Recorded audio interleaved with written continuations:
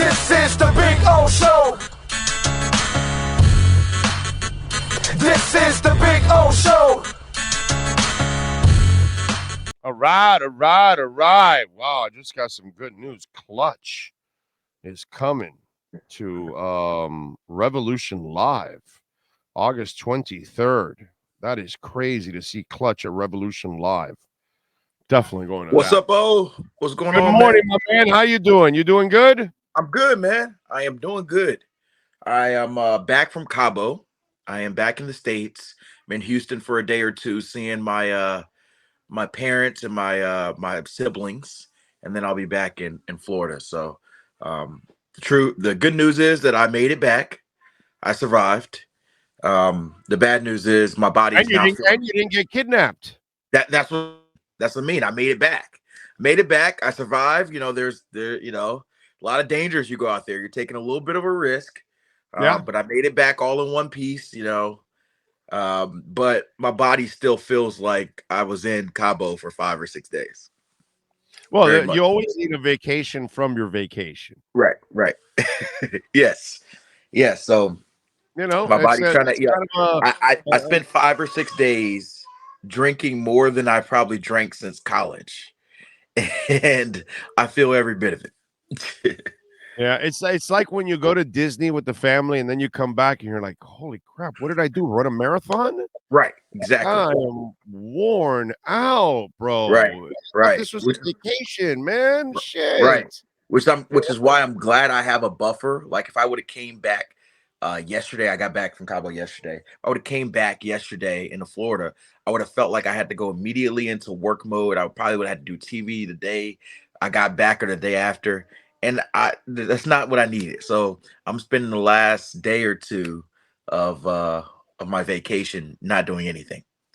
That's a good thing, bro. Well, other than talking to you, Big O. I'll talk to you, Big O, and then the rest of my day will be hanging out with my daughter. That's much better than talking with me. So let me ask you something. Why do we have lazy media all over the place? Cedric Wilson has been needed to be traded from the second they acquired Tyreek Hill. Like, does anybody actually know what's going on here? Like, those of us like you and me and the fans that are actually like following this all the time, we knew Cedric Wilson was a luxury for a long, long time. It's just they couldn't unload him because of the salary cap. But it's like people all of a sudden, oh, the Dolphins are trying to move Cedric Wilson. Dude, the Dolphins have been dying to move Cedric Wilson. It's just they couldn't move him last year because the cap hit would be too brutal. So, of course, they would love to trade him, but it's not that easy to do something like that. And he's been on the trading block for a while if anybody would want him. I mean, it's like a whole bunch of these people from the outside have no idea what's going on here. Yeah, obviously he was an underwhelming free agency signing. That's the one way to put it. But I think you and I talked about this. The plan changed. They signed him with the thought that he was going to be the number 2/3 to Jalen Waddle. You needed a secondary receiver there. You got rid of Devontae Parker, and essentially he was going to replace Devontae Parker in that role. Say, hey, hopefully he's on the field more. We can do this for cheaper, blah, blah, blah. Then Tyreek Hill possibility pops up. And, you don't let your, what do they say? You don't let your girlfriend stop you from finding your wife, and so that happened. And so you went and got Tyreek Hill, but you already committed guaranteed money to Cedric Wilson. And so, yeah, from what I understand, he has been readily available for a good time. He still has some notable guarantees left on his contract. And so it's still a position where if you're going to trade him, you're probably going to have to either swallow a little bit of his money or you're going to be in a situation where you're essentially giving up a higher pick to get back a lower pick type thing. You're giving up a 4th round pick to get back a 5th round pick just to get rid of his contract sort of thing. And so, the Dolphins have to weigh how much it's worth doing that just to get him off the roster and get his money, or just keep him and hope that he has a better year in that, true number 3 role, because they wanted him to be that guy. But honestly, there were times where Sherfield Sherfield beat him out, and McDaniel played the better guy. Right. And the hope is this year Cedric Wilson will be the better guy, or if he does get beat out, it's by a youngster like Uzukama, who you want to be that guy long term. If it's possible, when will it happen? During the draft? Yeah, usually Or these things post-draft? happen like so. Yeah, Cedric Wilson would be a day 3 pick type guy. I'd imagine if whatever the picks are exchanged is probably day 3 picks. So typically that happens draft weekend, the draft Saturday, where a team's sitting there on the clock.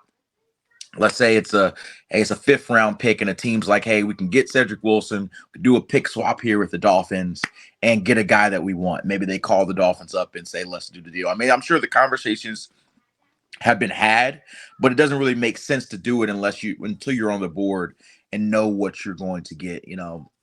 I think back at either in Indy or the owners' meetings, Dallas had mentioned something about, hey, one of our mistakes was letting Cedric Wilson go. Everybody's like, well, trade for him.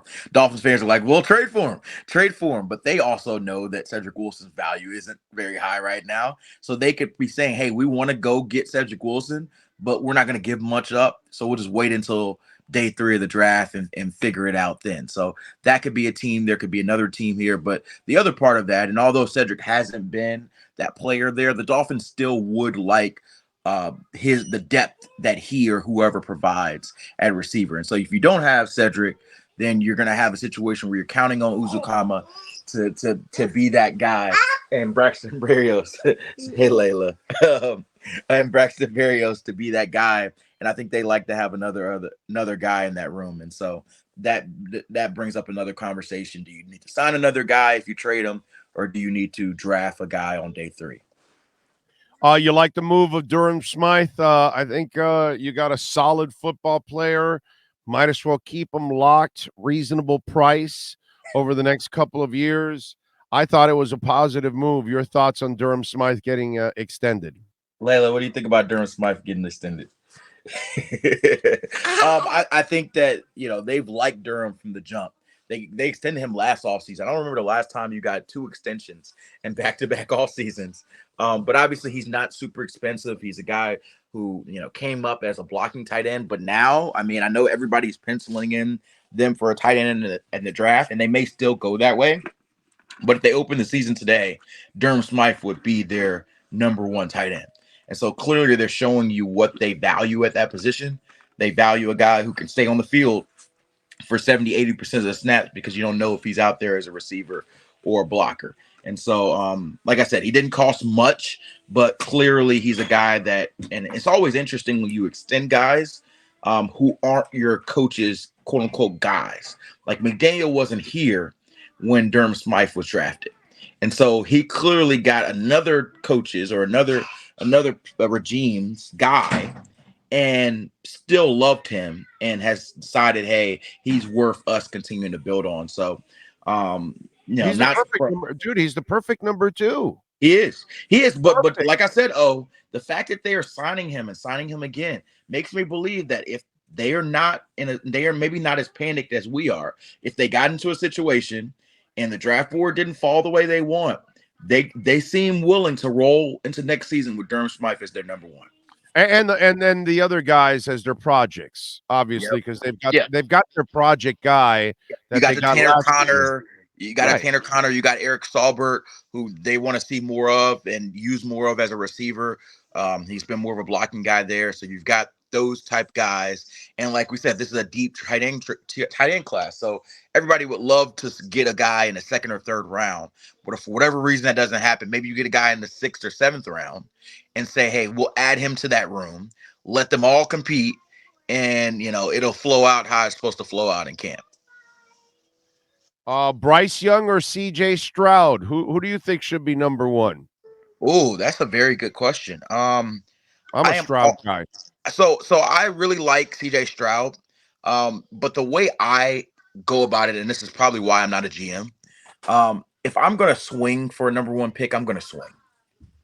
And to me, CJ has a higher floor because of his size, because of his ability. But I think Bryce may have a higher ceiling. That's my view. I do. I think that CJ, though, there's not a lot of knocks against CJ. CJ's a pretty clean prospect. He's got the size, he's got the accuracy. His accuracy was amazing. But he was in a scheme in Ohio State where you have a myriad of pro receivers. You have a scheme that's ready for you. And so if he goes to a team like a Houston, like a Carolina, a lot of those teams are devoid of weapons. How is he going to be as a player there? And so the question I've heard from scouts is, if you're taking CJ Stroud and he never becomes a top 5 quarterback, if he tops out at somewhere in the end of the bottom top 10 to top 15 range, are you okay with that? Because the scout I was talking to, he projected CJ Stroud at his peak to be somewhere at the back end of a top 10 into the top 15 of a quarterback. So maybe never a guy that's competing for an MVP. Maybe he may get a couple Pro Bowls or two, but that's his trajectory. Well, And this you can win a championship with a top 15 guy. Exactly. That's what I'm saying. Like, there's no missing there. Like, there is missing, but it seemed to me from this scout's perspective that he felt like CJ Stroud could not miss, whereas Bryce, because of his size, could certainly miss. But you could have a guy like Bryce who could be a top 3 quarterback if everything rolls out for him. And so for me, I would probably take the bigger swing. But it's tougher because I don't have a job on the line. GM has a job on the line, and it's a lot easier to sell to your owner, sell to your everybody who's paying the bills, your president, everything, that I've got a 6'3", 215-pound quarterback, accurate, precision. We're going to have this guy who's going to be a starter for 10 years. You don't have to worry about him. A lot easier for me to sleep at night than to say I've got a 5'10" quarterback, 200 pounds, maybe soaking wet, and he's a Heisman Trophy winner. He's an elite guy, but we're gonna have to hopefully keep him healthy. The Dalvin Cook story, is there any truth to it? Because they did bring back all 4 of their running backs. So I'm just wondering, because people are still writing about it, and I know they don't have a lot of draft capital. So I'm not sure how, and I know that they got to wait till June to open up a little bit more cap space so they can finish out the Wilkins deal and the Sealer deal and sign their draft picks too on top of all of that. So there are some limitations. What should we believe or not believe about the Dalvin Cook stuff? So what I can tell you from my reporting, they did have conversations about Dalvin Cook earlier in the offseason. That is something that I've heard from multiple people, and they decided at that time to move forward and not go that route. So why it's coming up now, I think it's a myriad of things. One, Dalvin Cook is from this area. And like many guys from this area, he would like to play in this area. And so I'm sure someone in his team, someone in his camp has mentioned, or he's mentioned to them this offseason, oh man, I would love to play with the Dolphins. That's why some of this stuff comes out. The second part is the running back market is very, very soft. And so you've got a guy like Dalvin Cook making top end running back salary when nobody is making top end running back salary this offseason getting paid that way. And so teams are reevaluating. And where Chris Greer doesn't pay top running back salary for anybody. Exactly. So teams are evaluating, hey, is it worth me paying my current star running back $15 million a year, or can I muscle them a little bit? Like Aaron Jones, for example, really good running back for the Green Bay Packers. The Packers got him to take a $6 million pay cut earlier this offseason from $17 million to $11 million, because they looked around and they said only Christian McCaffrey's making $17 million. If you're not going to take you're not going to take a pay cut, we're going to cut you, and you'll take your chances in the market. And Aaron Jones is like, I'll take the pay cut. And so I wouldn't be surprised if Minnesota going, Aaron, take the cut, bro. Take the cut. Right. We're all going to take bigger cuts later on then. Exactly. So I wouldn't be surprised if Minnesota eventually tries to, maybe not as deep of a cut, but maybe ask Dalvin to do the same thing. Guys don't take lightly to taking pay cuts. And I think that there are some teams out there who are probably still waiting to see if the Vikings will either give him away or release him.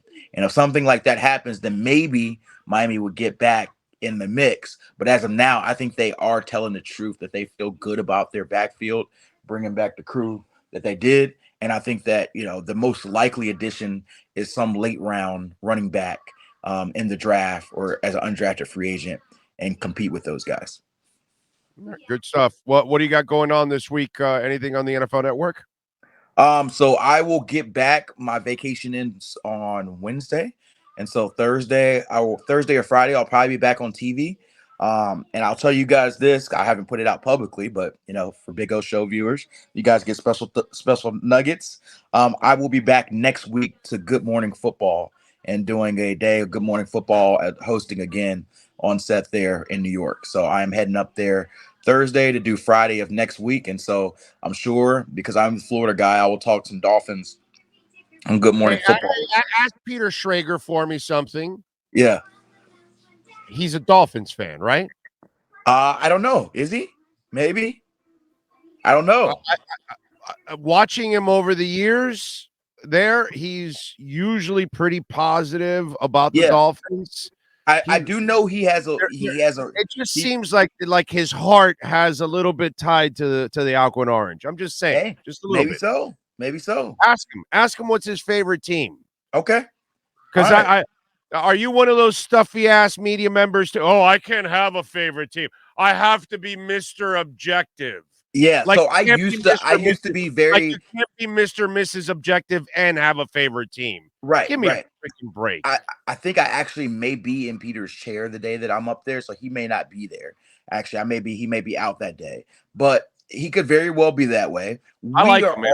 We all cover sports because we are fans at some point, and so I used to be. But at least you know what? At least you're freaking honest, bro. Right. I hate these people like, no. I'm not no, I'm objective. I don't have a favorite. I'm like, come on, bro. You got into this business because you had a passion for sport. Kind of what most of us. But the whole thing, I did meet a writer once. He's no longer with us. He wrote for the Herald for a long time. And this dude was the most biggest sourpuss I've ever seen in my life. Like we would be waiting for 45 minutes to get into the locker room and he'd be complaining. And inside my head, I'd be like, hey, asshole, you're covering sports. What are you complaining about, bro? There are people laying asphalt. There are people there are cops laying their lives on the line. There's a lot of people doing a lot of shitty jobs. And your job is to go in there and ask the quarterback a question. Really? Yep. Is that what you're going to complain about, dude? Like this guy hated covering sports, and it drove me crazy. Really, because I think we're all blessed. I really do. Sports should be fun, man. Sports should be fun. So at least you admit that you've got a favorite team, and you can be a fan because you can be objective anyways at the same time, bro. It's not gonna. It should actually. It's better that way. It's more impressive that way if you can actually be objective and still be a fan too at the same time. Right. I do know as time goes on, you root more for stories and players than teams. That's just part of how the industry goes. But I've told you guys this before. I grew up South Jersey, Philly, and so all my roots come from there. Eagles, Phillies, Sixers, all those come from those roots. And so early on, you are taught in sort of journalism school, don't be biased towards a particular team. But I think as you get further and further in the industry, opinions become more welcome, and fans want to see the real version of you, not just kind of some stickler kind of version. So I think that'll evolve more and more over time, where that becomes less of a thing. You can't be honest with who you're a fan of. Well, just if you get a chance, ask Peter Schrager. I'd like to have him on the show one day because I don't know him personally. Yeah, but I do love his work. But I just get the feeling that he's a Dolphin fan. I don't know why. Could be. I'll ask him. All right. Good stuff. Follow him on Twitter at Cameron Wolfe. Cam, we'll catch up later on in the week, my friend. Appreciate you. Safe travels. All right, sounds good. All right, man. You got it. There you go. Cameron Wolfe, baby. KSDT CPA. Whip out the QR code there, Sean. So we are headed into tax season, folks. Your business, personal taxes, support the great people at Support Platform. That keeps us going. So hit that QR code right there. You need to do your taxes this year. Reach out to the great people at KSDT CPAs. They've got offices in Dade, Broward, and Palm Beach counties.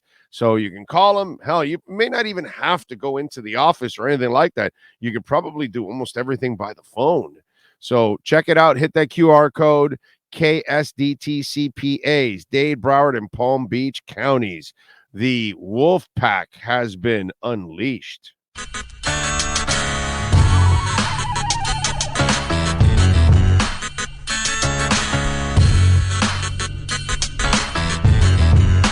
This is the Big O Show. This is the Big O Show.